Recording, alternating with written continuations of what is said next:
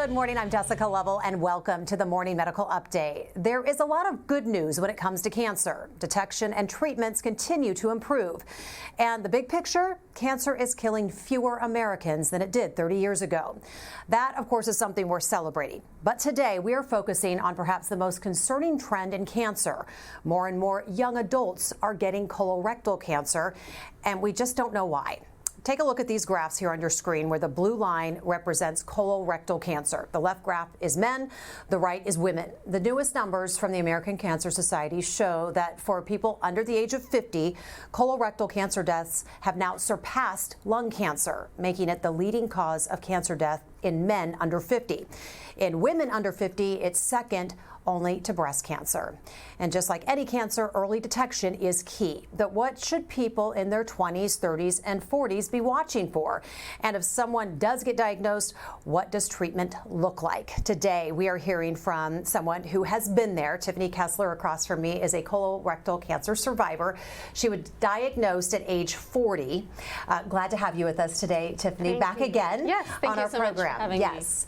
We're also joined by her surgeon, next to her, Dr. John Ashcraft, the Division Chief of Colon and Rectal Surgery at the University of Kansas Cancer Center and the health system, along with surgical oncologist Dr. Mazen Alkaspouls, the Director of Regional Cancer Therapies Program here at the health system. Welcome to all of you. Really important topic to talk about, and a lot of mysteries surrounding these numbers that we're seeing. So we're going to dive in. And Dr. Alkaspouls, you've gone as far as to say this is an epidemic when we're talking about the rise in patients. I know that's a term, a big term to use, but I think it really demonstrates your concern and your passion. Yeah, I mean, it's not really an epidemic. It just feels that way in people who are in the field, because every time we have clinics, we're just seeing more and more young people with colorectal cancers. Actually, it's all cancers, but colorectal is the most striking. And, you see people in their 20s, 30s, and early 40s. I mean, we never saw this. When I was in training, if someone had even rectal bleeding, if you even mentioned cancer, you were ridiculed. Like, that was never even part of something you thought about. That was so far off. Yeah, and now it's like, we pay attention to everything now in younger people. You almost go straight to it, yeah, like it I could think possibly they definitely need a colonoscopy. We can talk about that more, but certainly, yeah, we have to take everything seriously now. Dr. Ashcraft, what are you noticing in your kind of the age demo of your patients? The same thing. I was rounding this weekend, and our patient average, just for the inpatients, was 43 years old. That was unheard of years ago. I mean, when I started my practice, when Dr. Alkaspouls started his practice, we would see 70, 60-year-olds. That was kind of our average. But here I am rounding this weekend, and our average was 43 years old. Yeah. And so younger and younger and younger patients. People that look like Tiffany, and you were saying this morning, you were like, this is not really, I don't look like somebody who would have that. Talk to us about that. Yeah, so, we'll talk about it in a little bit, I think, but, I had kind of all of the symptoms that you would think are associated with, but in my mind, cancer was kind of very low on the list. It was kind of like maybe Crohn's, maybe diverticulitis with all these GI symptoms. But cancer was just not on my mind, I think, because I was female and young and not a smoker, vegetarian. Yeah. So a busy mom, don't have time for cancer. No. And as you had mentioned, and Dr. Ashcraft, there's other things you might go to. There's so many other GI problems it could be, right? Always. And Dr. Alkaspouls lead onto it. 9 times out of 10, the primary care doctor will say it's hemorrhoids. And that's very common. And especially in a young female, you would expect that, or a young male. If somebody walked into our clinic back when Dr. Alkaspouls and I started our practice and they said, oh, I've had some bleeding, it's bright red, it was always trumped up to hemorrhoids. Yeah. But we don't do that anymore. We've learned through patients like Tiffany is that, there's cancer showing up in younger and younger patients. Now, the odds are, and I want to put everybody calming, is that if you're bleeding, it's probably going to be something benign.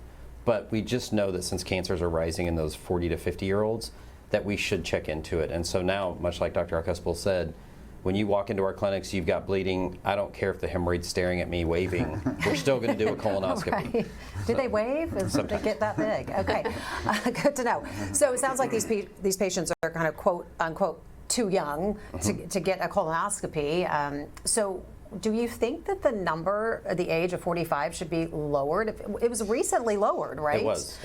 How do we get it knocked down even further. There were two things that I was hoping would come from the change that the American Cancer Society brought on, which was lowering the age of the scope. They went from 50 to 45.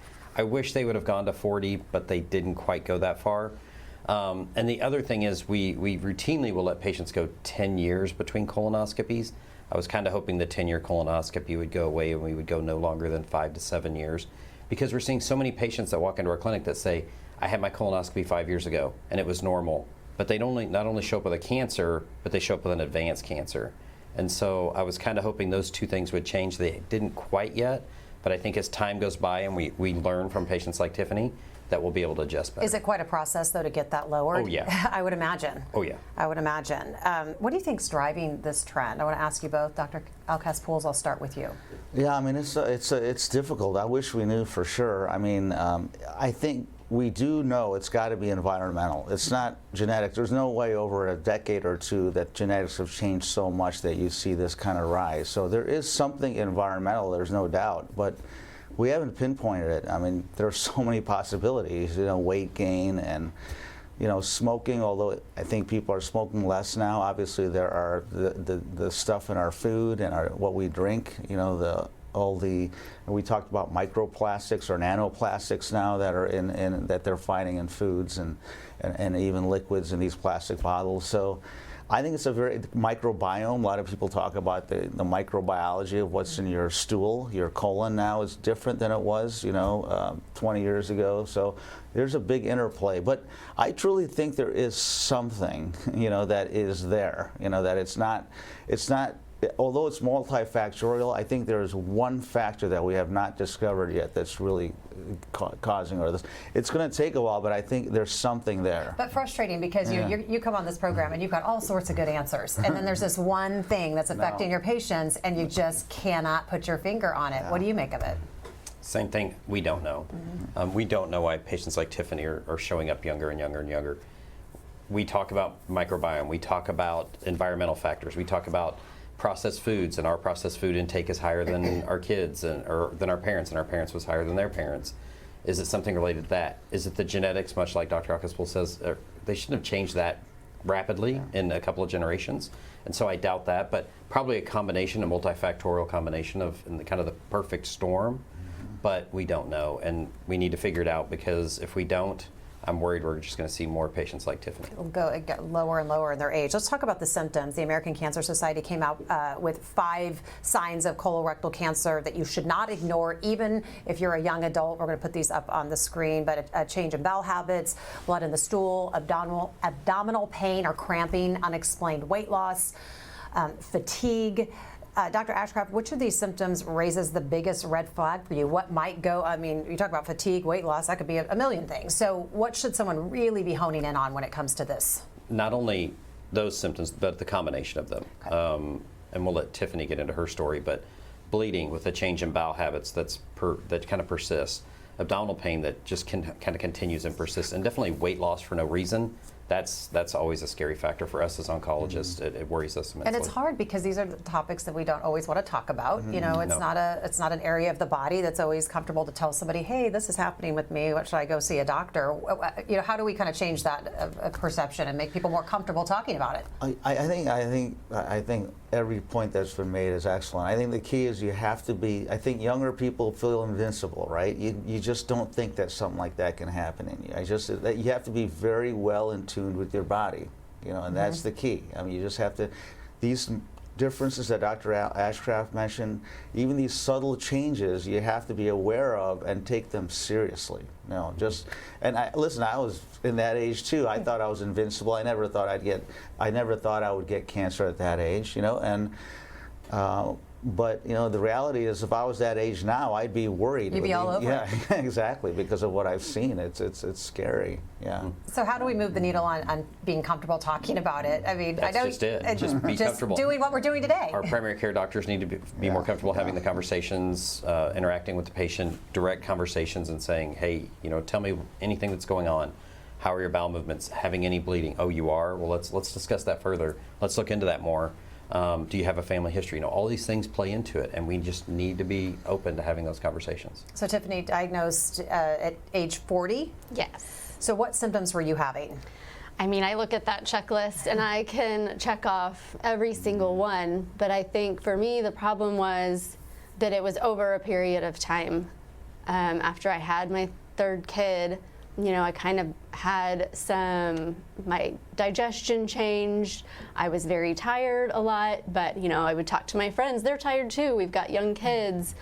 And so, after these symptoms kind of persisted for a while, I went and, talked to my primary care, and they, we did some allergy testing and some other things, and, it would kind of help for a while, and kind of cyclically I would get better, and then, my symptoms would kind of reappear for a while, and then those times of feeling good would be shorter. So I'd go back in, we'd kind of play around with some other things, do some lab work, and then it wasn't until maybe a year and a half of having these symptoms that the bleeding became more persistent, and that's when they kind of said, I think it's time to get a colonoscopy. And how soon after you had your child were you noticing this? Because I could see where people, you're pregnant, your body's doing all sorts of weird things. Sure. So I would chalk that up too. I would say maybe a year after I had him, and I was diagnosed when he was 4. Did she do the right thing? Should she have seen you sooner? Was she doing the right thing, questioning it? How does it all, what did she do right? Is there anything she could have done differently? I think, if I remember right, you went to your primary care doctor and they knew about this happening, and there was a conversation about this potentially being hemorrhoids or something not as worrisome. I think now we've moved the needle with our primary care doctors that her description of her symptoms would be very worrisome, and we would push for that colonoscopy a lot sooner. The fact that Tiffany was willing to have those conversations with her primary care doctor, the fact that she was willing to advocate for herself and say, I'm having these problems, I'm having these issues, I think that's the biggest thing. So that's what I want to know, is if she, not here necessarily, but let's say she goes to a primary care physician elsewhere and maybe isn't listening to or seeing the signs that Tiffany is seeing. How does a patient push for that colonoscopy? How do you do it? What are the words we use? I think you just have the conversation. I did it with my primary care doctor. I swore I wouldn't die from what I was going to treat, so I pushed. And so you just got to be willing to have that conversation and say, hey, I'm really kind of concerned about this. These really worry me. I really think this could warrant looking into it further. Would you think a colonoscopy would be okay? And I don't see many primary care doctors denying that. Not pushing back. Yeah. I think that's exactly it. If you tell your primary care doctor, listen, there's something different. I'm worried about cancer. I've heard about colonoscopies. I guarantee that primary care doctor will ask for a colonoscopy. Even if you don't meet that criteria. Yeah. So you get the colonoscopy, you're going to think it's anything but cancer, but you hear it's cancer. What was that like for you? Oh gosh. I think because it wasn't even, maybe if I think about it a little bit, it was on my radar a little bit, but my husband and I walked out of that colonoscopy, and I think it was just kind of like, I don't even think he used the word cancer. I think he said malignancy, and here's a referral for an oncologist. And so I think my husband and I left, and we were like, this is what we think it is, right? Right? This is cancer, right? And so I think we were kind of floored, and then, it was kind of a whirlwind after that, because he was like, you need, now, do this now, call today. And then we kind of got referrals, and I think 2 weeks, maybe right at 2 weeks after my colonoscopy, I had my first chemotherapy treatment. And most people don't have an oncologist on speed dial, so I could imagine going, what did I just hear? You go through this major chemo regimen, then radiation, then surgery. What was that like for you? What was the worst part of it? I think, honestly, in it, you're just kind of in survival mode, I think, and you're just like, these are the steps that I need to take to get rid of the cancer. And so I think I was very much in a mentality of, this is the next step. And Dr. Ashcraft and Dr. Al-Rajabi, who was my oncologist, were very good about, this is the plan, we have a plan, and just take one step at a time. And yes, it was difficult. And the treatment was rough, and there were moments that were very tough, but I think I knew that, to be here for my kids and to get through it, it's what I needed to do. What's it like sitting here next to her? Oh, it's amazing hearing Tiffany's story. And I would just point out her statement of, within seeing the colonoscopy and then coming to our cancer center and starting chemotherapy within 2 weeks. A huge shout out to our navigators, a huge shout out to the cancer center. They do an amazing job of helping patients see the system and get through the system, because like you said, we don't have an oncologist on speed dial. You don't have a surgical oncologist on speed dial. You don't have that, but our navigators do. And so that path really works well and helps greatly. It's really overwhelming. And she had mentioned all these steps one by one, and you got somebody there to take you through one by one. What's the relationship and the communication like with two doctors like you and dealing with a patient and making sure that they get through those steps together, and how you guys are working in tandem? So we do frequently. Dr. Akaspools gives a unique therapy here that is not offered anywhere else in this region through hypothermic chemotherapy for really advanced cancers, not Tiffany's situation, but for other cancers. But more importantly, she mentioned Dr. Al-Rajabi. Raed Al-Rajabi was her oncologist. Yep. We have clinic at the exact same time, right across the hall from each other. If we have questions, we can come right across the hall and say, Raed, what's going on with Tiffany? I see her white count's down, or this is happening, or that's happening, and I got an alert about this. What are we going to do? And we constantly discussing patients. And equally as important is every week we have a tumor board, and that tumor board is multidisciplinary. We have every group there represented, and we discuss patients like Tiffany, and we say, look, this is her tumor.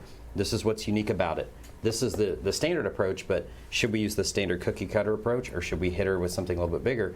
Which was kind of Tiffany's story. We kind of hit her. Raed used a pretty aggressive chemotherapy regimen on her, FOLFIRINOX, and so it was intense. I like you painting that picture, because it really is that. Like, I love the idea of you literally walking across the hall. It's not sending off some sort of image to someone to get lost in an email and look at later and get back a week later. You're really walking in and saying, hey, I need to know this right now, and getting everybody on board. And Dr. Ashcraft made a good point. These tumor conferences, it's almost like getting 25 to 30 doctors for the price of one, because we're literally that many people that are sitting around discussing these things. Most people, it's usually a Zoom meeting, but still, there are literally 100 participants. I mean, in these conferences. All these eyes and all these really smart people. Tiffany, how does that feel to know that you have all these people with input? It was very comforting. I think not only, like Dr. Ashcraft said, to know, because when we met the first time, that we have tumor board later this week, we'll talk about your case and make sure that this is really, the approach we want to take. And then, like he mentioned, in clinic, just when I would, go in for appointments, and they would both be, a lot of times, they would both be in the same room at the same time.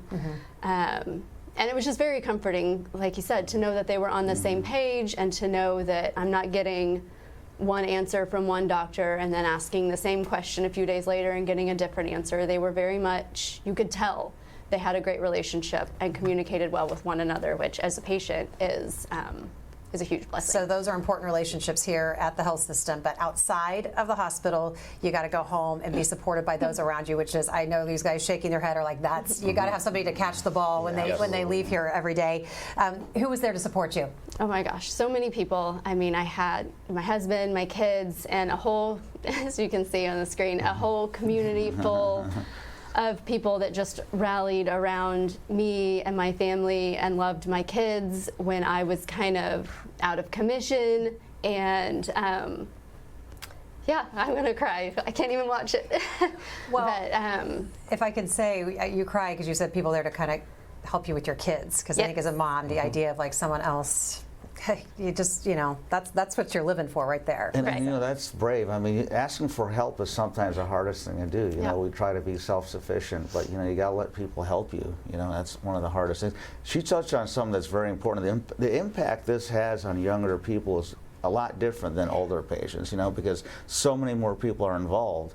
Her husband or her kids, there's a financial impact, there's the care for the children. I mean, they're working. Yeah, I mean, it's like a snowball effect on, the people that are affected when young people get cancer with families, and that's usually the case, and Very good point. Yeah.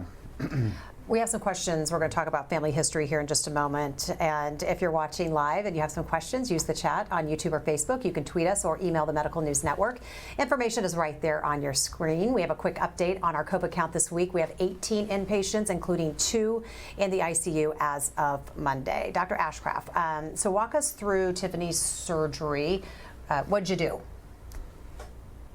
I don't know how much she wants to hear this. She's heard it. She's heard it before. Okay, let us have it. She's been there. So first, I want to specify Tiffany had rectal cancer. We say colorectal cancer a lot, but Tiffany had rectal cancer, kind of a special subset in that there's a lot of instances where we don't go straight to surgery, which was Tiffany's situation. She got chemotherapy and radiation first, shrink the tumor down, and then we took her to surgery.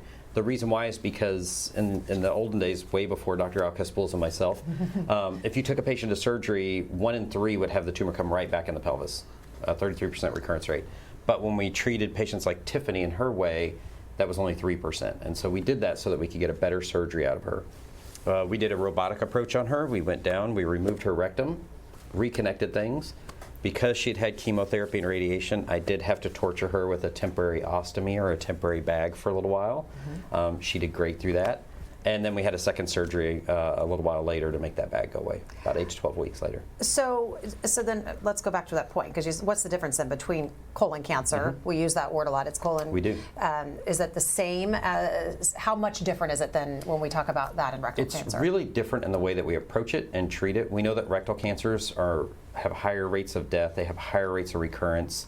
And so because of that, we get a little bit more aggressive with those in terms of giving that chemotherapy, giving that radiation first, and then taking the surgery. Whereas with colon cancers, Dr. Al and myself would typically just take those out, straight to surgery, get them out. There are some instances now where we're looking at, and the research is showing, they may do better if we give them chemotherapy first. We rarely, if ever, I don't think I've ever used radiation on a colon cancer, but it's very common in rectal cancers. And so it's those nuances of difference.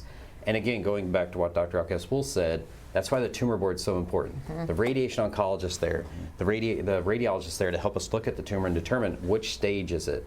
It was stage 3 when Tiffany presented, which means the lymph nodes were involved. And so giving that radiation and giving that chemotherapy helped clear that out and treat it so that we could get a much better surgery and get all that cancer out of there. So cancer-free, no evidence of disease? Yeah, no, and also, there are radiologists there and pathologists. We don't talk about this enough, but, they go through the films again. It's like they get another look at it, because sometimes things are picked up that were missed the first time. So the radiologists look at things again, the pathologists look at things again. That happens more often than you think. We just talked a couple weeks ago about the importance of pathology, and every stage and every person looking at this has an impact on the treatment, ultimately. I heard you kind of do a little celebratory yes, cancer-free. Is this what I'm hearing across the table? Yes. Okay. So what's past that? How often will you two see each other? The standard per NCCN guidelines, since we're a National Cancer Institute now, the guidelines are we see every 3 months for 2 years, and then we'll see every 6 months for 2 years, and then annually after that. CT scans, about every 6 months to a year are thrown in there. Labs, pretty frequently every time we see her, we'll get labs on her jaw CEA level. The new thing that we're looking at now, circulating tumor DNA, or the Signatera test. Her attending, Dr. Al-Rajabi, is a big proponent of that. And so that's looking for the actual genetic markers of the cancer in her blood. If they show up, then we get kind of worried. And so we follow all these things to make sure that the cancer stays gone. The vast majority of recurrences happen within 2 years. About 80% of all recurrences will show up within 2 years. Within 5 years, almost all of them would have shown up. And so once you reach that 5-year goal, you're pretty good. You're pretty good. How far out? It'll be 2 years in May. All right. I like to hear that. How has the surgery changed your life, your digestion, anything, and how you live, what you eat? I mean, I think you don't lose your rectum and part of your colon and not have some changes. But they did prepare me for, as well as they could, that there would be changes. And, I'll be honest, it's been a learning process over the last 2 years. It is, I know people like to throw it around, but like a new normal for sure. Things do not, my anatomy's different, so things are not going to work the same, but it's, over the last 2 years, things have gotten better and more manageable, and I'm still taking care of my kids. I'm still doing all the things that I want to do. We just traveled recently, so it is a change, but it's not a limiting change. It's a cancer-free new normal. Yeah. And I think that we can live with that, right? Yeah. Let's, we got to talk about family history and people being predisposed to this. Explain about that and what this might mean for her children. Well, I don't know her history completely, but yeah, there are genetic syndromes, things that you can inherit that can make you more predisposed. The interesting thing about hereditary syndromes is we haven't identified them all, in other words, we know of some of them, and if you fall into one of those genetic categories, then we can make, pretty good predictions as to how high your risk is of getting cancer. But there are strong family histories where half the people in the family are getting colon, breast, or ovarian cancer and uterine cancer, but we haven't identified the genetic change. I think these days we say about 15% of all colorectal cancers are due to a genetic predisposition, is something like that, so most of them are not. That's the interesting thing, is most people are like, I don't have a family history. How could this have happened to me? Well, the reason is because most of them are not genetic predisposition cancers, and it's shocking to people when they hear that. People think you have to have a family history, but you don't. You don't. Yeah. Let's get to some questions from our viewers this morning. And question is, are any of your family members hesitant, or are they eager to be screened? I think for my family, it is a mix. I think in this case, I do have Lynch syndrome, which is a genetic predisposition to certain types of cancer, colorectal cancer being one of them. And my mom, or my parents both got tested, and it turns out that my mom was positive for Lynch. And then I have some family members that are, that got tested right away, while I was in treatment, got tested. And I have some family members that have still yet to be tested. So I think, it just comes down to what people are, what information they're willing to know and act on. Yes. Once you have the information, it can be a scary time. Yeah. Paul wants to know what your thoughts are on at-home screening tests. Are there at-home Probably Cologuard is what we're Cologuard, talking about. Cologuard's approved, 80-90% sensitivity and specificity for finding adenomas or cancers. Very easy to do. If that's what somebody wants to do, I'll take it. I'll take anything I can get if somebody wants to screen. The trick is you got to accept that if it's positive, you're going to be right into a colonoscopy. And so you can make an argument for just going straight to the colonoscopy, because then if they see it, they take it out. Remembering that colonoscopies aren't there to diagnose cancers. They're there to find the polyps before they turn into cancer. But it does not take the place of a colonoscopy once you reach that age of being able to get one. Yeah, you can substitute it actually for screening. So a lot of people like it because then you don't have to do the prep for the colonoscopy and things like that. Don't get me started on I know. Because you're the one who pushed me to get my colonoscopy, which I appreciate because I was 2 years late, but that you didn't quite get me in the know on the prep. I usually say that when I'm leaving the room. As you run down the hall, yes. I appreciate that. But colonoscopies are easier to tolerate. I mean, people now who get colonoscopies don't realize back in the day the medications we had for these scopes weren't the same. I mean, you literally are knocked out, you don't remember any of it. The prep is tough, but even that's better than it used to be. Yeah, it is. So, yeah. It is. Lifestyle factors. What lifestyle factors could increase your risk?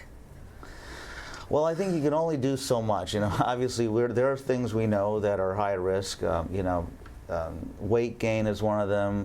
Definitely don't smoke, don't drink too much, eat a healthy lifestyle. I think we know what that is. Exercise, but eating healthy comes down to, limited carbs, high protein, low fat diet, lots of greens, there's, but Boo. I know. It's like so stuff that doesn't taste great, but the reality is we all know what a healthy diet is, so. Yeah, just do, kind of the ABCs of good health. And question, Dr. Ashcraft, and you had mentioned it, Tiffany, last question is, can you see cancer on a colonoscopy when you look at it the day somebody gets a colonoscopy? You know what it is, or are you just suspicious of it? You have our GI docs here, especially, and those that do a lot of colonoscopies, you know in your heart, but you hate to say the word because you want that tissue you want some pathologist to tell you, yes, this is what it is.